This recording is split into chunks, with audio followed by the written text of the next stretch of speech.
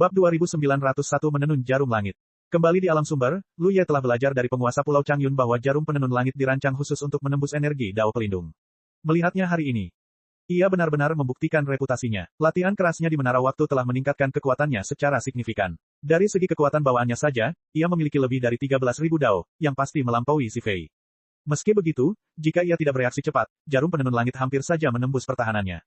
Seandainya setengah suci suku bulu menyerang dengan harta karun tertinggi lainnya, Lu Ye, dengan kekuatannya saat ini, dapat dengan mudah menghadapinya secara langsung. Namun jarum penenun langit bukanlah tandingannya. Di tangan Si Fei, harta karun tertinggi ini memiliki kekuatan untuk mengancam nyawanya. Ini menunjukkan kekuatan ilahinya. Saat Si Fei menyerang, sesosok tubuh mengikutinya, ekspresinya dingin dan tegas, tekad yang jelas untuk memusnahkannya. Namun, saat melihat Lu Ye sama sekali tidak terluka, ekspresinya berubah drastis. Bagaimana mungkin? Ia telah menggunakan jarum surgawi selama bertahun-tahun, dan telah menggunakannya untuk memberikan kerusakan parah pada seorang semi-saint dari ras lain. Semi-saint itu, meskipun sedikit lebih kuat darinya, telah melarikan diri dengan cemas di bawah kekuatan jarum surgawi. Namun, Lu Ye kini telah menangkis serangan itu hanya dengan energi Dao pelindungnya. Ini hanya bisa terjadi jika perbedaan kekuatan antara musuh dan dirinya cukup untuk meniadakan keuntungan yang diberikan oleh kekuatan penghancur jarum surgawi. Si Fei merasa tidak percaya. Dari persepsinya, Lu Ye tidak memiliki jejak aura semi-saint, ia hanyalah seorang kultivator He Dao biasa. Dan jika ia bukan seorang semi-saint, bagaimana mungkin ia dengan kekuatannya sendiri dapat menangkis jarum surgawi? Ia bingung, dan ia tidak punya waktu untuk merenung. Saat ia menangkis serangannya, wujud Lu Ye kabur dan lenyap. Saat berikutnya, Si Fei merasakan aura pembunuh yang mengerikan mendekat dari samping. Ia berbalik untuk melihat Lu Ye, yang entah bagaimana telah mencapainya. Pedangnya yang lurus dan hitam pekat, diselimuti aura tajam, menebas secara diagonal ke arahnya. Pupil mata Si Fei mengecil tajam, dan sayapnya mengepak. Seketika, ia berubah menjadi bayangan yang nyaris tak terlihat oleh mata telanjang. Bersamaan dengan itu, energi Dao mengalir deras melalui dirinya, dan sebuah penghalang tiba-tiba muncul di sampingnya. Setiap anggota klan berbulu dengan tekun menyempurnakan sayap mereka seiring pertumbuhan mereka. Bagi mereka, sayap-sayap ini lebih dari sekadar ornamen indah, sayap-sayap ini berfungsi sebagai senjata ampuh untuk membunuh sekaligus melindungi. Si Fei, seorang semi-santo, memiliki sayap-sayap ini, yang telah ditempa selama bertahun-tahun, menjadi selembut bulu saat lentur dan sekokoh batu saat kuat.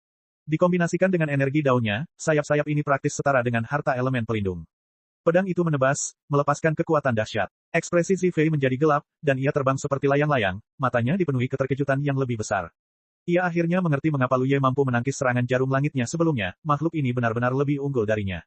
Tidak ada kontak langsung, jadi sulit untuk memastikannya. Kini, setelah menerima hantaman itu, Si Fei memiliki pemahaman yang jernih dan intuitif. Bagaimana mungkin? Ia seorang semi-suci, kultivasinya telah terkumpul selama bertahun-tahun, fondasinya kokoh. Bagaimana mungkin Lu Ye, seorang He Dao biasa, bisa jauh lebih kuat darinya? Yang lebih mengerikan lagi adalah aura tajam yang terpancar dari tebasan itu, ketajaman yang seolah membelah semua penghalang waktu. Sayapnya, yang telah ditempa selama bertahun-tahun, berjuang keras menahan hantaman itu. Si Fei merasakan luka yang jelas di tempat hantaman itu, tetapi karena sayapnya tanpa daging, tidak ada darah yang mengalir. Berbagai pikiran berkecamuk di benaknya, dan sebelum ia sempat berhenti, sebuah sosok dengan cepat mendekat. Itu adalah Fu Wei, yang datang menolongnya. Fu Wei berkeringat dingin. Ketika Si Fei meninggalkannya untuk menemui Lu Ye, ia bergegas mengejarnya, takut Lu Ye akan lengah dan menjadi korban jarum surgawi. Menyaksikan Si Fei melepaskan kekuatan jarum surgawi, jantung Fu Wei berdebar kencang. Untungnya, Lu Ye, sesuai dengan karakternya, mampu menangkis serangan tersebut, membuat Si Fei lengah. Oleh karena itu, dukungannya yang tergesa-gesa langsung berubah menjadi serangan mendadak. Melihat tubuh Si Fei yang tak terkendali menyerbu ke arahnya, Fu Wei murka. Ia mengangkat cangkang kura-kuranya yang besar dan menghantamkannya ke depan, berteriak, makan kakekmu. Wow! Pukulan itu meleset, karena Si Fei telah menyeimbangkan diri dan mengepakkan sayapnya di belakangnya, membuat Fu Wei terlempar seperti kipas. Ekspresi ngeri terpancar di wajahnya, sesaat ia mendongak, Lu Ye mendekat seperti hantu. Si Fei buru-buru mundur, sayapnya terbentang lebar. Dari sela-sela bulunya, cahaya misterius yang pekat melesat keluar, menyelimuti Lu Ye. Serangan seperti itu sungguh brutal. Lu Ye tetap tak tergerak. Ia memegang pedang panjangnya, matanya tertunduk, sosoknya melayang, dengan cepat bergeser ke kiri dan ke kanan, pedang panjangnya terus berputar untuk menangkis setiap serangan yang datang, dengan cepat memperpendek jarak antara dirinya dan Si Fei. Postur ini, dibandingkan dengan hari ketika ia dan Sue Ju bekerja sama melawan Sue Yuan, terasa jauh lebih mudah. Peningkatan kekuatannya yang luar biasa kini memperlengkapinya untuk menghadapi seorang semi-santo seperti Si Fei secara langsung. Si Fei, yang gelisah, menyaksikan Lu Ye mendekat, tak mampu menahan diri dan sekali lagi mengaktifkan jarum surgawi. Kekuatan harta karun tertinggi, yang bercampur dengan aura yang tak terhitung jumlahnya, sulit untuk dibedakan. Saat Lu Ye merasakannya, sudah terlambat untuk menghindar, dan ia hanya bisa melawan dampaknya seperti yang baru saja dilakukannya. Namun, hal ini justru memperlebar jarak di antara mereka. Saudaraku, aku akan membantumu. Fu Wei meraung, sosoknya melesat ke sisi Lu Ye. Ia akhirnya belajar dari kesalahannya, menyadari bahwa sendirian, ia bukanlah tandingan Si Fei, dan bahkan hanya menahannya pun tidak akan efektif. Oleh karena itu, strategi terbaik adalah bergabung dengan Lu Ye. Dengan kekuatan harta karun klan Bu, sangatlah mungkin untuk menahan jarum tenun langit, sehingga Lu Ye tidak perlu khawatir lagi. Ia mengangkat tangannya dan memegang cangkang kura-kura tegak di depannya. Tak perlu banyak bicara, ikatan takdir membuat Lu Ye dan dirinya seolah terhubung melalui telepati. Kedua sosok itu dengan cepat mendekati Si Fei, tanpa jeda di sepanjang jalan, dan tetap tak tergerak meskipun dihujani serangan Si Fei. Si Fei akhirnya berubah. Ia tidak menganggap Fu Wei sendirian dengan serius. Meskipun cangkang kura-kura pria ini keras, kekuatannya tidak sebaik miliknya, jadi wajar saja ia tidak bisa menjadi ancaman. Lu Ye sendiri bisa saja menyebabkan banyak masalah baginya, tetapi ia punya cara untuk menyelamatkan hidupnya. Setidaknya, kekuatan jarum tenun langit bukanlah sesuatu yang bisa diabaikan Lu Ye. Kini setelah keduanya bersatu, situasinya menjadi rumit. Si Fei tiba-tiba menyadari bahwa situasinya tampak agak berbahaya. Bagaimana situasinya bisa berkembang menjadi seperti ini? Semuanya baik-baik saja. Para pengkhianat Sueju dan Si Seng sedang dikendalikan oleh Ming Feng dan Mo Duo. Dengan dukungan mutiara Hedao tingkat Yu dan kekuatan jarum Zitian, ia bisa dengan mudah menembus kota Hedao di hadapannya. Namun kini, ia berada dalam bahaya, terutama dengan manusia Lu Ye, yang pedangnya tak pernah terdengar. Jika ia cukup dekat dan menebas beberapa kali, bukankah nyawanya akan terancam? Bab 2902, pilih satu. Si Fei tak pernah membayangkan perjalanan ke Xing Yuan ini akan begitu berbahaya. Bahkan dengan kematian Sui Yuan sebagai peringatan, hal itu terutama disebabkan oleh pengkhianatan Sueju. Seandainya Sui Yuan lebih berhati-hati, ia tak akan binasa. Melihat Lu Ye dan Fu Wei mendekat dengan kekuatan seperti itu, ia tahu rencananya hari ini akan sia-sia, dan ia langsung mempertimbangkan untuk mundur. Tak mampu merebut kota Cilian, dan dengan Mo Duo dan Ming Feng yang terjerat, bertahan akan sia-sia dan berisiko. Ia memutuskan untuk pergi. Dengan pikiran yang mantap, ia tak ragu. Menyalurkan kekuatan daunnya, setiap bulu putih di sayapnya bersinar dengan kilau samar. Di dalam cahaya itu, setiap bulu mengungkapkan pola-pola misterius yang mendalam. Seluruh auranya tiba-tiba menjadi halus. Dia mencoba melarikan diri. Fu Wei, yang tak yakin dengan teknik misterius yang diaktifkan Si Fei, secara naluriah membuat penilaian yang tepat. Secara kebetulan, Lu Ye juga memiliki pikiran yang sama. Hampir sesaat kemudian, ia dan Si Fei bergerak bersamaan. Kekuatan benih dao spasial di dalam sumber spiritualnya langsung dilepaskan hingga mencapai potensi penuhnya, menyebabkan ruang di sekitarnya membeku. Di sisi lain, Si Fei berubah menjadi bola cahaya misterius, seolah-olah terbungkus bulu tembus pandang, mencoba melarikan diri. Ini adalah teknik Feather Walk milik klan bulu, sebuah bentuk pelarian yang ia kembangkan setelah mencapai tingkat Hedao. Meskipun teknik ini tidak terlalu tiba-tiba, setidaknya ketika dilakukan oleh kultivator dengan kultivasi serupa, teknik ini tidak seefektif teknik Blood Escape milik klan darah. Namun, kekuatan teknik rahasia ini terletak pada kemampuannya untuk mengumpulkan kecepatan. Dengan kata lain, semakin lama ia menahan Feather Walk, semakin cepat ia akan melarikan diri. Jika ia terus melakukannya, kecepatannya akan mencapai tingkat yang tak terbayangkan. Melakukannya sekarang tentu saja merupakan pilihan terbaik, karena nyawanya tidak dalam bahaya. Dengan asumsi ia bisa bertahan selama 10 tarikan napas melawan kekuatan gabungan Lu Ye dan Fu Wei, ia bisa melarikan diri tanpa hambatan. Namun sesaat kemudian, ekspresinya tiba-tiba berubah. Pemadatan ruang di sekitarnya langsung membuatnya merangkak. Lu Ye dan Fu Wei menyerangnya dengan niat membunuh. Bagaimana mungkin? Ia bisa bertahan lebih dari 10 tarikan napas dalam situasi seperti ini.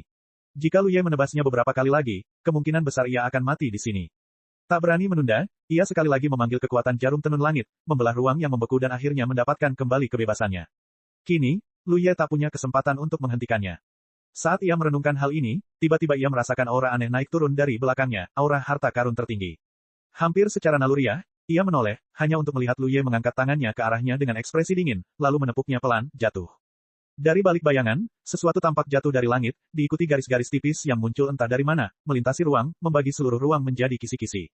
Si Fei berada di salah satu kisi-kisi ini, dan bahkan tubuhnya diselimuti oleh cahaya hitam yang tak terjelaskan dan menyeramkan. Setengah santo suku bulu, yang mengaktifkan teknik jalan bulu, terbentur kepala lebih dulu ke tepi petak, lalu terdorong mundur seolah-olah oleh dinding tak terlihat. Di saat yang sama, sebuah informasi baru tiba-tiba membanjiri pikirannya. Wajah Si Fei memucat ketakutan, akhirnya memahami metode Lu Ye.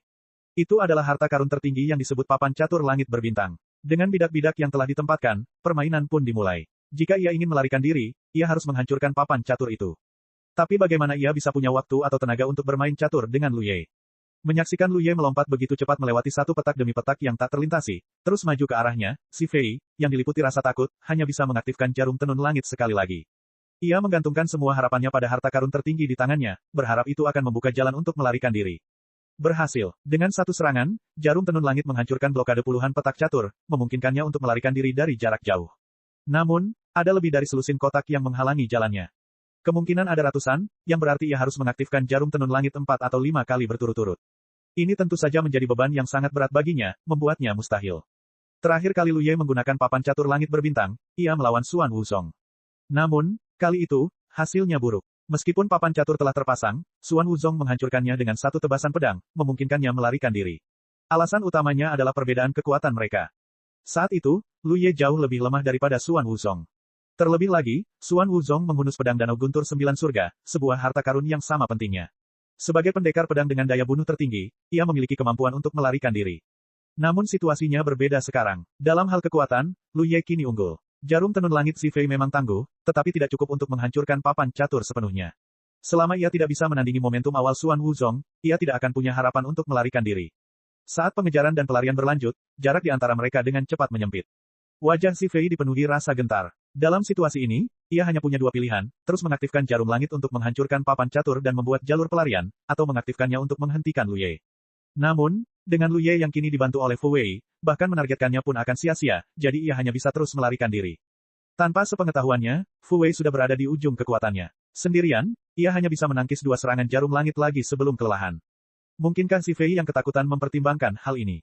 Tiba-tiba, niat membunuh yang mengerikan menguasainya. Ia menoleh ke belakang, hanya untuk melihat pedang Lu Ye menebas udara. Pedang yang begitu dekat, jarak menjadi jalur yang mulus. Si Fei berteriak kaget, tak mampu mengaktifkan jarum langit, mengerahkan seluruh kekuatannya untuk melindungi diri. Namun, hantaman pedang itu mengguncangnya. Untungnya, tidak ada kontak langsung, tetapi ketajaman pukulannya tidak terasa. Penundaan sesaat ini memperpendek jarak secara signifikan. Akhirnya tak mampu menahan diri, Si Fei berteriak, "Ming Feng, selamatkan aku." Ia hanya bisa memohon bantuan Ming Feng. Di dua medan perang lainnya, Ming Feng unggul, sementara Mo Duo terjepit dan nyaris tak mampu membela diri. Memanggil bantuan sia-sia. Mo Duo, yang berjuang menahan serangan gencar si Seng Sheng, tiba-tiba berubah ekspresi atas perintahnya. Ia sebenarnya tidak memperhatikan detail dari dua medan perang lainnya. Berurusan dengan si Seng Sheng saja menyita seluruh perhatiannya, membuatnya tak punya energi tersisa untuk hal lain. Ia hanya samar-samar tahu bahwa Si Fei sedang diganggu. Jadi, teriakan minta tolong Si Fei benar-benar tiba-tiba. Bagaimana mungkin ia sampai meminta bantuan tiba-tiba? Setelah meluangkan waktu sejenak untuk menyelidiki, ia merasakan firasat buruk di hatinya. Situasi Si Fei tampak sangat gawat, dan situasi yang tak biasa ini membuatnya panik. Posisinya yang sudah tidak menguntungkan kini semakin memburuk. Sementara itu, Ming Feng, yang memegang kendali penuh atas Sueju, memasang ekspresi muram. Ia adalah setengah orang suci Zerg, datang dan pergi bagai angin, bergerak cepat. Bisa dibilang ia adalah musuh bebuyutan Bloodsin, karena semua jenis seni darah misterius takut pada lawan dengan gerakan yang sangat cepat seperti itu. Alasan utamanya adalah karena sulit untuk ditangkap. Ia telah mengaktifkan teknik laut darah untuk menciptakan keuntungan geografis, tetapi teknik itu mudah dipatahkan oleh Ming Feng, dan ia menderita serangan balasan yang cukup besar. Kini, mendengar teriakan minta tolong Si Fei, Ming Feng belum bergerak, tetapi Sueju tiba-tiba tertawa, dan sambil mengayunkan pedangnya dengan liar, ia perlahan berkata, ingin menyelamatkan orang. Bagaimana mungkin Ming Feng tidak mau? Sue Yuan sudah mati, Sueju telah memberontak, dan hanya tersisa 3 dari 5 semi-santo. Tidak boleh ada lagi kecelakaan. Namun, kewaspadaan alaminya mencegahnya untuk segera bertindak, karena ia selalu merasa Sueju sedang merencanakan sesuatu yang jahat. Melihat ekspresinya yang mencurigakan, senyum Sueju melebar, silakan saja jika kau ingin menyelamatkan mereka, aku tidak bisa menghentikanmu. Ini memang benar, karena ia tidak sekuat orang itu, Sueju hanya akan berkhayal untuk menghentikannya. Tapi, Sueju tiba-tiba mengganti topik pembicaraan, ekspresinya tampak jenaka. Jika kau menyelamatkannya, aku akan membantu si Seng Sheng. Mo Duo sepertinya sedang tidak sehat sekarang. Aku ingin tahu apakah aku bisa membunuhnya. Meskipun Sueju mengatakan ini kepada Ming Feng, kekuatan daunnya terdengar jelas oleh semua orang di area yang luas itu, bahkan Yuan Xi dan yang lainnya yang menyaksikan pertempuran di kota Qilian. Kata itu terngiang, dan wajah ketiga semi-suci dari alam asal tiba-tiba berubah. Mo Duo tak kuasa menahan diri untuk tidak memikirkan situasi yang digambarkan Sueju, dan rasa dingin menjalar di punggungnya. Ia merasa sangat tidak enak. Ia sudah kesulitan menghadapi si Seng Sheng, jadi bagaimana ia bisa selamat dari Sueju? Wajah Si Fei pun memucat. Ia telah memanggil Ming Feng untuk meminta bantuan, tentu saja berharap mendapat jawaban. Tetapi jika kata-kata Sueju membuat Ming Feng ragu, penundaan sesaat pun akan terlalu berat baginya. Saat itu, Sueju berbicara lagi, masih dengan senyum yang sama di wajahnya, atau kau bisa memilih untuk membantu Mo Duo, dan aku akan membantu Lu Ye membunuh Si Fei. Pada titik ini, ia tiba-tiba mundur, dengan pedang Lei Ze di tangan, sikapnya arogan dan bersemangat, bagaimana, pilih salah satu dari keduanya, yang mana yang kau pilih. Ia tidak akan rugi apapun dengan memilih salah satu, itu tidak penting baginya. Wajah Ming Feng memucat sehitam dasar panci. Pada titik ini, bagaimana mungkin ia tidak mengerti apa yang dimaksud Sueju. Ia sengaja mengatakan ini untuk membuatnya jijik, karena saat ini, apapun pilihannya, itu akan salah satu dari mereka akan ditinggalkan. Perut Ming Feng mual, kau menjijikkan. Ia belum pernah melihat orang setengah suci sehina Sueju. Ia tampak senang mempermainkan hati orang. Sueju tidak berkata apa-apa, hanya tersenyum pada Ming Feng, dan bahkan mundur beberapa langkah untuk menunjukkan ketulusan hatinya agar tidak ikut campur. Langkah-langkah ini hanya beberapa kaki, sama sekali tidak berarti, tetapi menyampaikan pernyataan yang jelas. Maknanya sangat jelas, jika kau ingin membuat pilihan, kau harus bergegas, jika tidak, mungkin sudah terlambat. Dan dari sudut pandang Ming Feng, situasi di lapangan seperti ini sekarang. Mau tidak mau, ia harus segera mengambil keputusan. Karena sungguh, jika sudah terlambat, semuanya akan terlambat. Maka ia pun tanpa ragu bergegas menuju Si Fei, sambil berteriak, Si Fei, jangan panik, aku di sini untuk membantumu. Si Fei tidak panik, melainkan hanya bingung, karena Lu Ye telah menebasnya beberapa kali. Di udara dengan pisau jarak dekat, dan ia tidak sempat mengaktifkan jarum Si Tian untuk membuka jalan keluar. Jarak di antara mereka semakin dekat, dan sepertinya mereka akan terlibat dalam pertempuran jarak dekat. Saat itu, suara Ming Feng terdengar seperti suara alam, dan ia begitu terharu hingga hampir menangis. Bab 2903 Kematian Si Fei. Saat Ming Feng menerjang Si Fei, Sueju, seperti yang diduga, tidak berusaha menghentikannya. Ia berdiri diam, pedang Lei Ze masih di tangan, senyum aneh tersungging di bibirnya, tatapannya mengikuti gerakan Ming Feng. Kecepatan luar biasa Zerk Half Saint membuatnya tertinggal jauh dalam sekejap. Saat ia semakin dekat dengan Si Fei, ia tiba-tiba berbalik dan menerjang ke arah medan pertempuran antara Mo Duo dan Si Shengsheng. Sueju, seolah mengantisipasi sesuatu, tertawa terbahak-bahak, berteriak penuh semangat, Si Fei, kau telah ditinggalkan.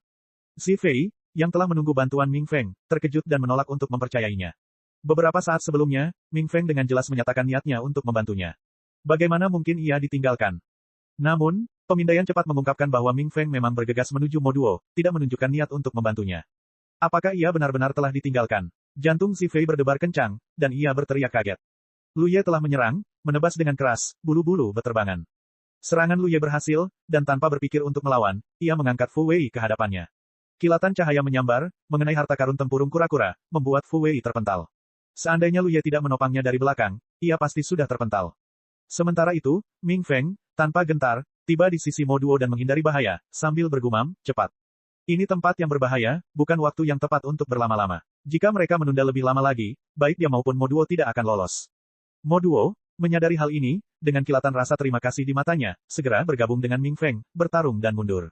Si Seng mendengus, pisau pemecah langitnya berputar-putar dengan bola-bola cahaya merah tua, berusaha menghentikannya. Namun, meskipun ia tangguh, dan bisa mengalahkan siapapun dalam pertarungan 1 lawan 1, ia tidak mampu mengalahkan 2 orang. Di papan catur berbintang, Fu Wei telah sepenuhnya mundur dari medan perang. Baru saja menerima hantaman langsung dari jarum surgawi, kekuatan tahunnya telah terkuras habis, membuatnya tak mampu bertahan dalam pertempuran berikutnya. Maka, pertempuran kini mempertemukan Lu Ye dan Si Fei. Situasinya hampir berat sebelah, dan Si Fei tak diragukan lagi berada dalam kondisi kacau balau.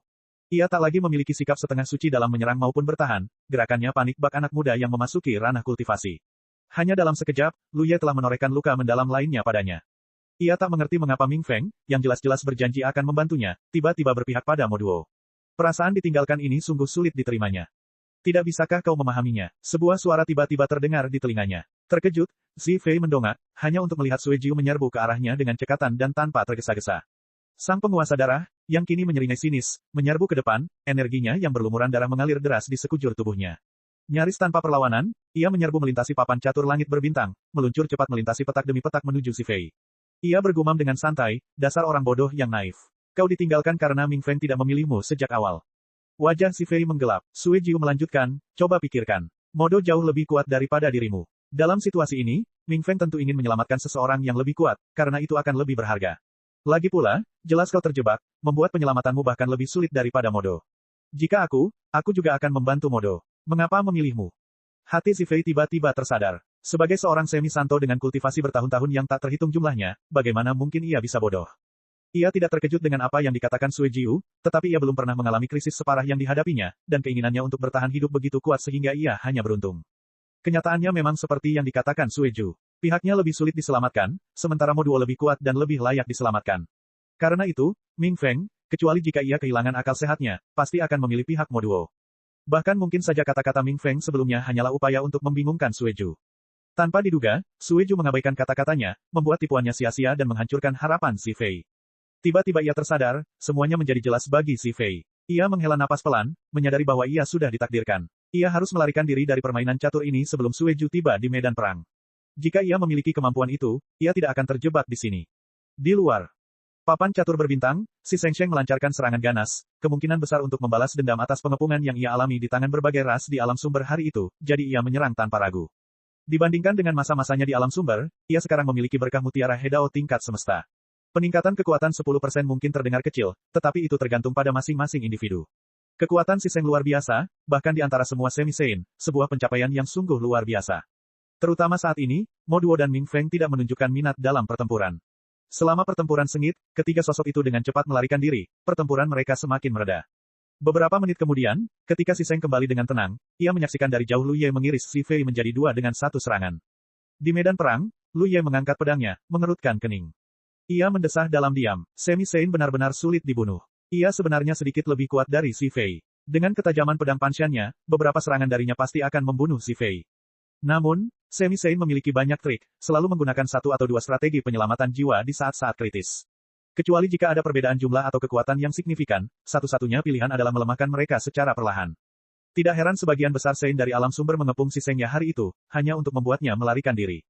Merasakan kedatangan Sisengnya, Lu Ye mendongak. Sisengnya menggelengkan kepalanya perlahan, mereka kabur. Sendirian, ia tak mampu menghentikan Mo Duo dan Ming Feng, yang bertekad kabur. Untungnya, Lu Ye berhasil lolos kali ini. Tak masalah, biksu itu mungkin kabur, tapi kuil tak bisa, kata Lu Ye sambil menoleh dan melotot.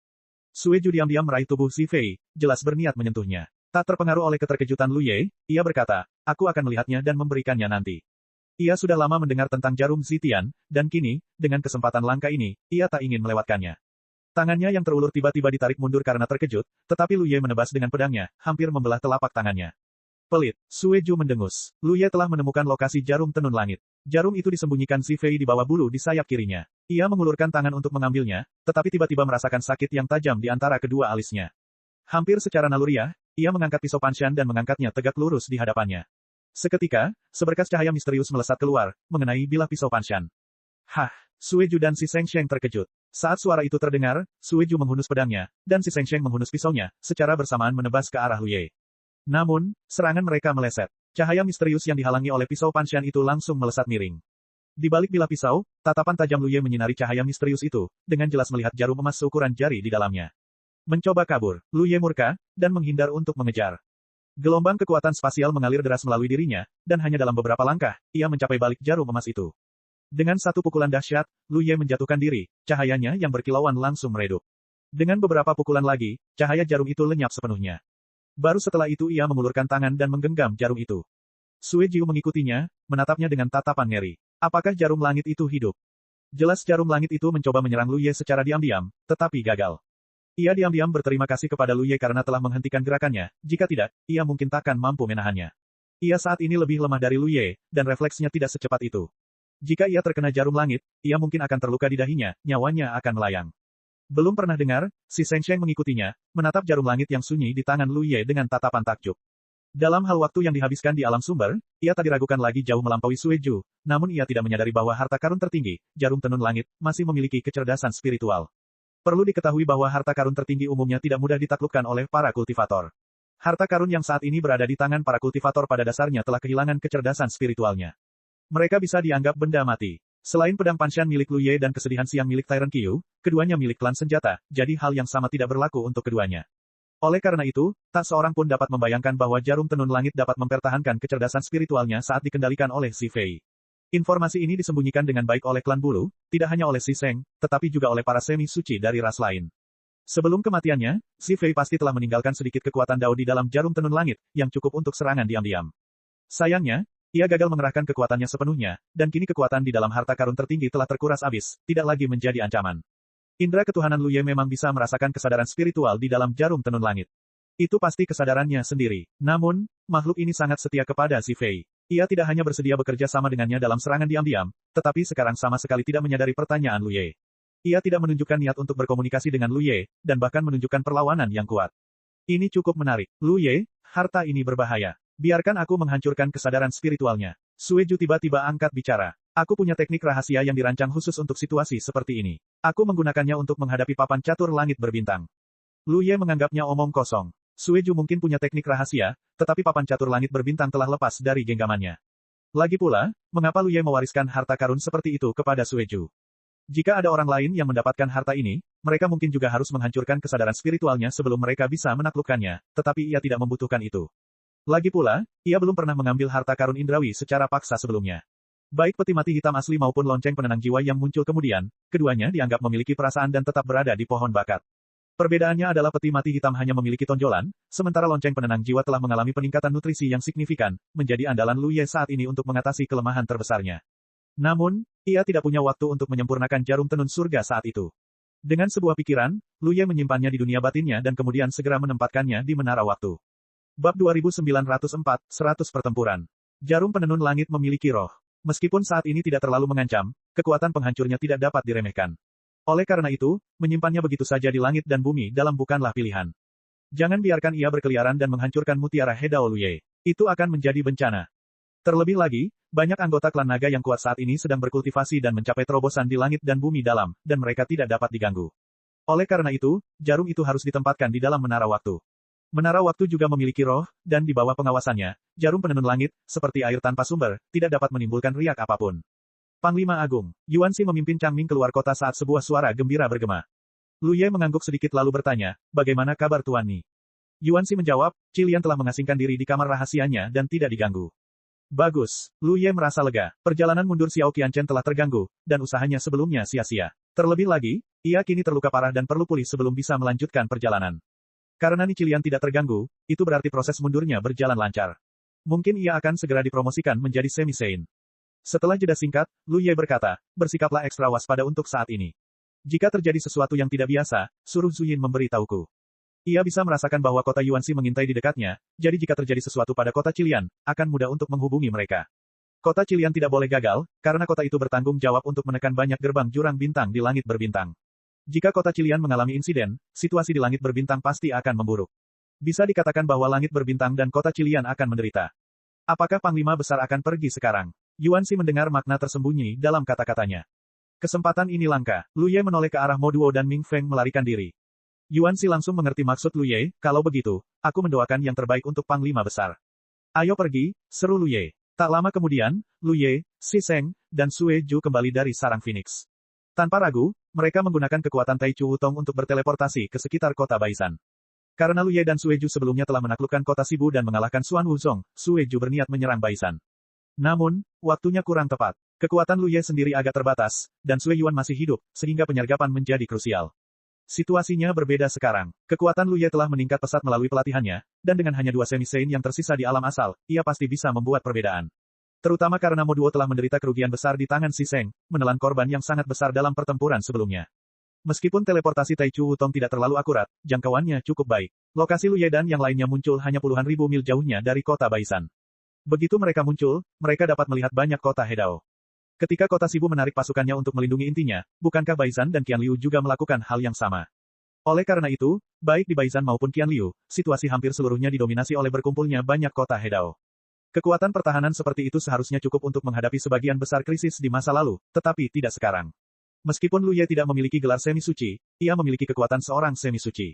Dengan tambahan Sue Ju dan Si Seng Sheng, kota-kota Hedao ini, meskipun jumlahnya banyak, tidak terlalu mengancam. Oleh karena itu, setelah ketiganya muncul, mereka tidak bergerak dan langsung menuju kota terbesar dari 100 kota pertempuran. Perjalanan mereka membuat khawatir lingkungan sekitar, dan kabar dengan cepat menyebar, namun tidak ada yang berani menghentikan mereka. Nama-nama semi-suci baru muncul di Xingyuan untuk waktu yang singkat, tetapi siapapun yang memiliki informasi dari dalam pasti pernah mendengar tentang mereka. Mereka adalah makhluk kuat yang melampaui level Hedao. Sekarang setelah ketiganya menyerang secara bersamaan, bagaimana mungkin kota-kota Hedao ini berani menghentikan mereka? Itu sama saja dengan mencari kematian.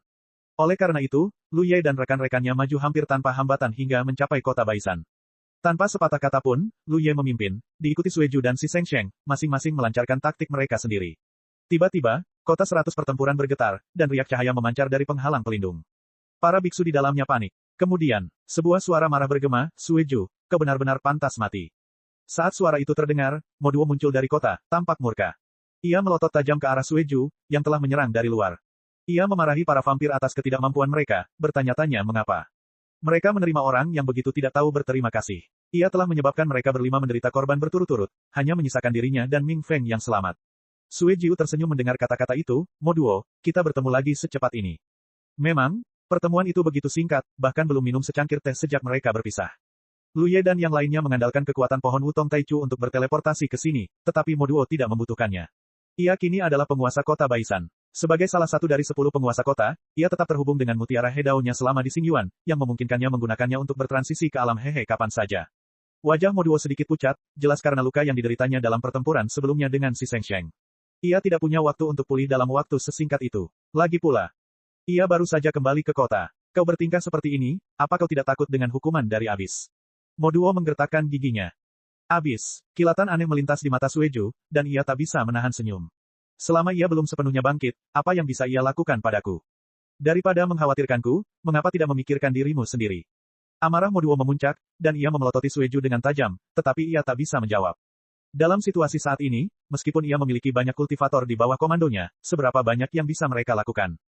Mengirim mereka keluar kota untuk bertarung sama saja dengan bunuh diri. Melihat ketiga penyerang itu, taktik Sueju dan si Sheng memang biasa saja, tetapi taktik Lu Ye sungguh aneh. Pedang panjangnya menebas tirai cahaya pelindung, memancarkan aura hitam kehijauan yang memancar, dengan cepat menghilangkan kekuatan formasi. Ia telah menerima banyak informasi tentang Lu Ye dari Hong Tu, jadi ia tentu tahu bahwa inilah metode Lu Ye untuk menghancurkan formasi tersebut. Dengan kekuatan gabungan ketiganya, pertempuran di kota dapat berlangsung untuk sementara waktu, tetapi mereka hanya menunggu untuk dikalahkan. Sosok lain menukik dan berdiri di samping Modo. Sosok itu tak lain adalah Hong Tu, mantan penguasa kota 100 pertempuran.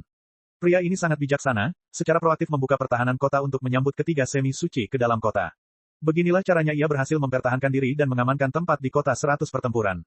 Seandainya ia bertarung sendirian, kota 100 pertempuran kemungkinan besar sudah musnah sekarang. Tiga semi-suci alam asal, yang bekerja sama, dapat dengan mudah mengalahkan kota 100 pertempuran. Wajah Hong Tu dipenuhi keputusasaan saat ia menatap kosong ke arah Lu Ye, yang sedang menerobos formasi, rasa pahit di mulutnya.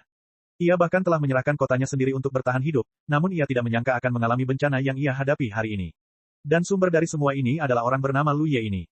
Ia telah membunuh Zhong Shenliang, dan Xuan Wuzong, dan sekarang, orang terkutuk ini telah mengincar kota Baisan. Dan kemudian ada Suejue di samping Lu Ye. Saat itu, mereka dan Sueju bukanlah saudara, ikatan mereka kuat, tetapi setidaknya mereka berdiri bersama, sekutu. Sekarang, Sueju telah menjadi musuh bebuyutan, bersekongkol dengan Lu Ye. Ia merasakan gelombang amarah, tetapi juga gelombang iri, karena Sueju selalu berada di depan mereka, sudah menjadi setengah orang suci. Bisakah mereka menghentikan mereka? Moduo tiba-tiba bertanya. Meskipun ia secara nominal adalah penguasa kota 100 pertempuran, jika bukan karena mutiara Hedao tingkat semesta, ia tidak akan tertarik sedikit pun pada gelar salah satu dari 10 penguasa kota, ia juga tidak memiliki banyak pemahaman tentang sejarah kota 100 pertempuran. Hanya Hong Tu yang benar-benar memahami kota itu. Hong Tu terdiam, lalu menggelengkan kepalanya. Tidak bisa menghentikan mereka, kecuali. Ia tidak mengatakan sepatah kata pun, tetapi Moduo tahu apa yang akan dikatakannya. Pada saat itu, Sueju berbicara lagi, suaranya menggeram, Moduo, mengapa kau tidak memanggil Ming Feng untuk meminta bantuan? Mungkin sudah terlambat. Wajah Moduo menjadi gelap. Dia tidak pernah tahu betapa menjijikkannya Sueju. Tentu saja dia ingin meminta bantuan Ming Feng. Berada di dekat kota Baizan, dia akan mendapatkan manfaat yang lebih besar dari mutiara Hedao, meningkatkan kekuatannya hampir 20%. Bahkan dalam kondisinya saat ini, dia tidak akan dirugikan melawan si Shengya. Dengan bantuan Ming Feng, mempertahankan kota Baizan pasti akan terwujud. Terlepas dari apakah Ming Feng bersedia datang atau tidak, bahkan jika dia bersedia, Lu Ye dan yang lainnya pasti akan berbalik menyerang kota Qianliu. Akankah mereka kembali ke kota Qianliu untuk mempertahankan kendali? Jika demikian, bagaimana jika Lu Ye dan yang lainnya kembali? Akankah kedua belah pihak terlibat dalam permainan petak umpet? Apa yang bisa dia antisipasi, Ming Feng pasti tidak bisa antisipasi. Oleh karena itu, demi melindungi mutiara Hedao-nya, Ming Feng kemungkinan besar tidak akan mau datang. Kemungkinan besar dia akan membujuknya untuk meninggalkan kampanye Baizan dan bersatu kembali dengannya di kota Qianliu. Dengan menggabungkan kekuatan dua orang setengah suci, mereka dapat mengamankan kota dan mempertahankannya. Pilihan lain, Modo merasa mual. Sebelumnya, di kota Qilian, Ming Feng terpaksa membuat pilihan, menyelamatkan nyawa Modo sementara si Fei binasa.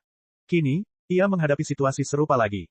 Mempertahankan Baizan atau melarikan diri ke Qianliu, Modo tahu Ming Feng tak akan membuat pilihan lagi. Pilihannya ada di tangannya. Menatap tiga sosok yang menyerang kota dari luar, Modo merasa kelelahan. Bagaimana mungkin musuh sekeji itu ada di dunia ini? Namun, ia tak berdaya menghentikan mereka. Untuk sesaat, ia ragu apakah tepat baginya dan anak buahnya untuk menyerbu keluar dari alam sumber saat ini. Tuan Modo, Hong Tu, melihat ekspresinya berubah, menjadi cemas. Jika kita tidak mengirim pesan kepada Tuan Ming Feng sekarang, mungkin sudah terlambat.